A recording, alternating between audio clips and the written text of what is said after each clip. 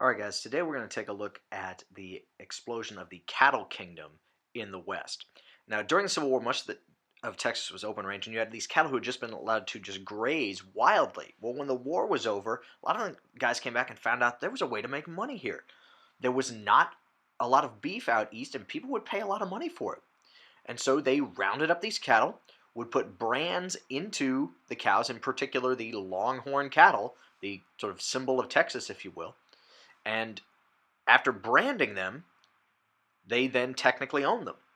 And they would drive these cattle northward to the railheads in Kansas, Nebraska, Wyoming, even into Missouri as well.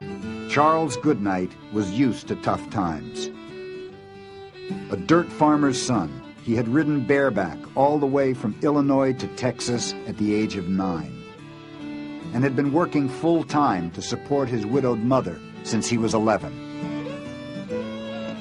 At 19, he and his brother went into the cattle business.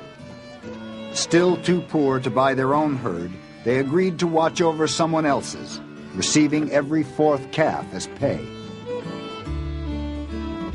Goodnight had managed to collect 180 head of his own by the time the Civil War broke out.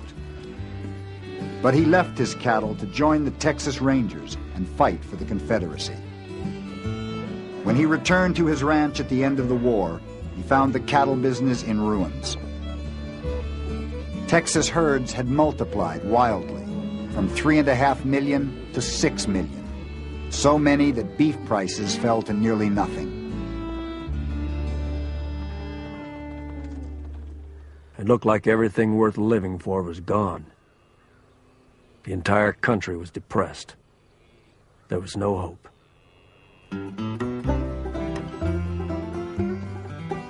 The only way to survive as a cattleman, Goodnight decided, was to take his herds north to better markets. The Indian reservations, Colorado mining camps, and the Union Pacific Railroad crews now working their way across Wyoming. To reach them, he and his partner, Oliver Loving, with 18 cowboys and 2,000 cattle, blazed a new trail in 1866. And when the long drive was done, the partners cleared $24,000, more than they had ever dreamed of getting. You were driving cattle about 1,000 miles.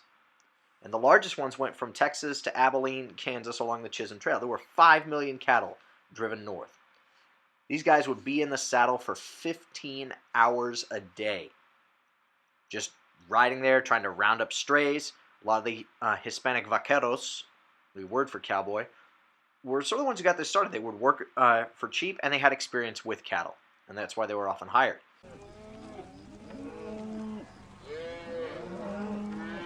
Here was all these cheap longhorn steers overrunning Texas.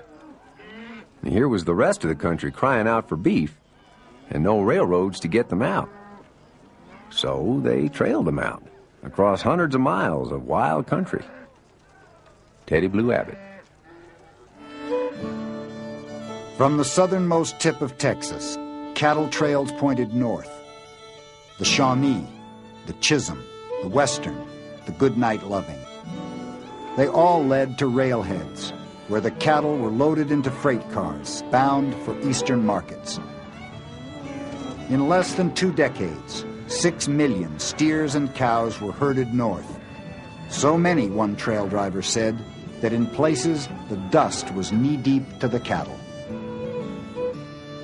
The men who brought them to the railroads were given a new name, cowboys.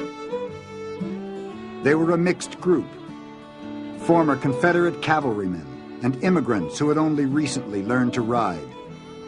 There were Indian cowboys and African Americans, and Mexican vaqueros whose ancestors had introduced cattle to the West centuries earlier. A cowboy, one Westerner observed, is just a plain, bow-legged human who smelled very horsey at times. You take these cattle north out of Texas, up to these railheads, and you had these towns explode there. Places like Dodge City, Kansas that you see here, Abilene, Kansas, Wichita, All these were cow towns where the railroads met the cattle drives, and the cows could be loaded onto the railheads and sent to places like Kansas City to be turned into beef. The problem was that this kingdom comes to an end predominantly because of what you see here, barbed wire. Farmers start fencing their land because they don't want cattle trampling their crops. You also have way too many cattle emerging on the market too quickly, and that brings about the end of the cattle kingdom because the prices start to fall. Thanks, guys, for paying attention. Hopefully we took good notes.